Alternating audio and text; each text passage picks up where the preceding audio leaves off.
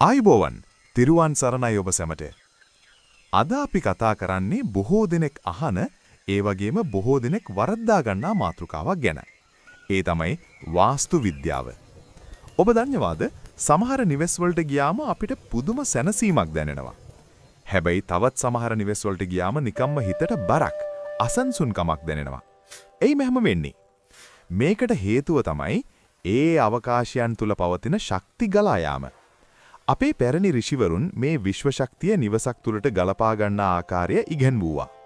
අද මම ප්‍රවීණ වෛද්‍ය ජ්‍යොතිෂවේදියෙකු ලෙස විනාඩි කිහිපයක් වැය කරලා ඔබේ නිවසේ වාසනාව උදා කරගන්න ආකාරය මුල සිට අගටම කියා දෙනවා. වීඩියෝව අවසානයේ තෙක් රැඳී සිටින්න.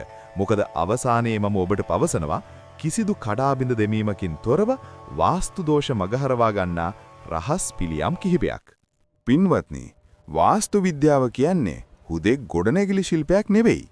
එය පංචමහා භූතයන් මත පදනම් වූ විද්‍යාවක්. අපේ නිවසේ ඊශාන දිශාව හඳුන්වන්නේ ජල කෝණය ලෙසයි. මෙතන තමයි දේව ශක්තිය නිවසට ඇතුළු වෙන්නේ. ඒ නිසා මේ දිශාව සෑම විටම සැහැල්ලුවට තියන්න ඕනේ. ඊළඟට ගිනි කොණ කියන්නේ අග්නි කෝණය, ගින්දරට අධිපති දිශාව. නිරිත කියන්නේ පඨවි කෝණය. එතන තමයි නිවසේ ස්ථාවරත්වයේ තියෙන්නේ. අවසාන වශයෙන් වායව කියන්නේ වායෝ කෝණය. මේ දිශාවන් හතර සහ අනෙක් අනු දිශාවන් නිසි ලෙස කළමනාකරණය නොකළොත් නිවස තුල ජීවත් වන අයට ලෙඩ රෝග, ණයබර සහ මානසික පීඩා ඇති වෙන්න පුළුවන්. නිවසක ප්‍රධාන දොරටුව කියන්නේ මිනිස්සෙකුගේ මුඛය වගේ දෙයක්. අපි ගන්නා ආහාර අපේ ශරීරයට බලපානවා වගේ ප්‍රධාන දොරෙන් එන ශක්තිය මුළු නිවසටම බලපානවා. ප්‍රධාන දොර සෑම විටම උතුර, නැගෙනහිර හෝ ඊශාන දිශාවට මුහුණලා තිබීම ඉතාමත් උසස්. මතක තබා ගන්න, දොර විවෘත කරන විට එය බිත්තියක වැදීම හෝ කිරිකිරි හඬක් නැගීම ඉතා අසුබයි. එයින් නිවසට එන ධන වාසනාව බාධා වෙනවා. ඒ වගේම ප්‍රධාන දොරට කෙලින්ම තවත් දොරවල් තුනක් එක පේලියට තිබීම ත්‍රිවිධ ద్వාර දෝෂය ලෙස හඳුන්වනවා. මේ නිවසේ ධනෙ රඳවා ගැනීමට බාධාවක්. ඔබත් බලන්න ඔබේ නිවසේ දොරවල් පිහිටා තිබෙන්නේ කොහොමද කියලා. දැන් අපි යමු නිවසේ හදවතට. ඊ කියන්නේ මුළු තැන්ගියට. වාස්තු නීතිවලට අනුව මුළු තැන්ගිය තිබිය යුත්තේ ගිනි කොණ දිශාවේ. ලිප තෙවිය යුත්තේ ඔබ ආහාර පිසින විට නැගෙනහිර දිශාව බලා සිටින ආකාරයටයි. මම නිතරම දකින වැරද්දක් තමයි ඉඩකඩ මදි නිසා ලිපට උඩින් හෝ ලිපට ඊටාම ආසන්නයෙන් ජල නලය සිංක් තැබීම. ගින්දර සහ ජලය කියන්නේ එකිනෙකට ප්‍රතිවිරුද්ධ බලවේග දෙකක්. මේවා එකට තිබීමෙන් පවුලේ සමාජිකයන් අතර නිතරම ආරවුල් ඇති වෙනවා.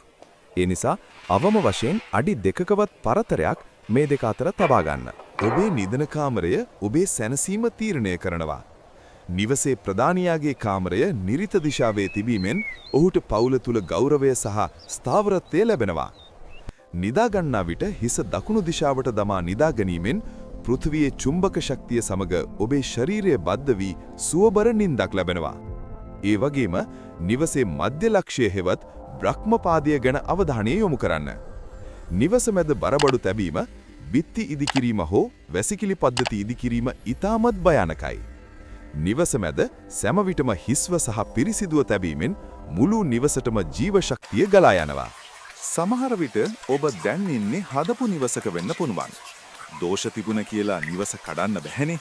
ඒ නිසා මම ඔබට පිළියම් කිහිපයක් කියලා දෙනවා.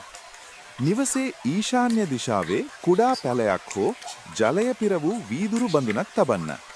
සවස් කාලයේ නිවස තුල සුවඳ දුම් ඇල්ලීම සහ ස්තෝත්‍ර ගායනා කිරීම මගින් අහිතකර ශක්තියින් ඉවත් වෙනවා. ප්‍රධාන දොරටුව අසලින් ලොකු කැඩපතක් තබන්න එපා. නමුත් නිවසේ උතුරු බිත්තියේ කැඩපතක් සවි කිරීමෙන් ධන වාසනාව වැඩි වෙනවා. ලුණු මිශ්‍ර ජලයෙන් සතියකට වරක් නිවසේ බිම පිස දැමීමෙන් නිවසේ ඇති නෙගටිව් එනර්ජි ඉවත් කරගන්න පුළුවන්. පින්වත්නි, වාස්තු විද්‍යාව කියන්නේ අපේ ජීවිතය පහසු කරවන මාර්ගෝපදේශයක් මිසක් බියවිය යුතු දෙයක් නෙවෙයි. සෝබාදහමේ නීතිවලට අනුකූලව ජීවත් වෙද්දී අපිට සෝබාදහමෙන්ම ආශිර්වාදය ලැබෙනවා. අද මේ වීඩියෝවෙන් මම කතා කළේ මූලික කරුණු කිහිපයක් විතරයි. ඔබේ නිවසේ සැලසුම ගැන හෝ වෙනත් වාස්තු ගැටලු තියෙනවා නම් මට කමෙන්ට් කරන්න. මේ වීඩියෝව තවත් කෙනෙකුට ප්‍රයෝජනවත් වෙන්න ෂෙයා කරන්න. මතක ඇතුව අපේ channel එක subscribe කරන්න. ඔබ සැමට වාසනාවන්ත සතුට පිරුණු නිවසක ජීවත් වීමට වාසනාව ලැබේවා. තෙරුවන් සරණයි.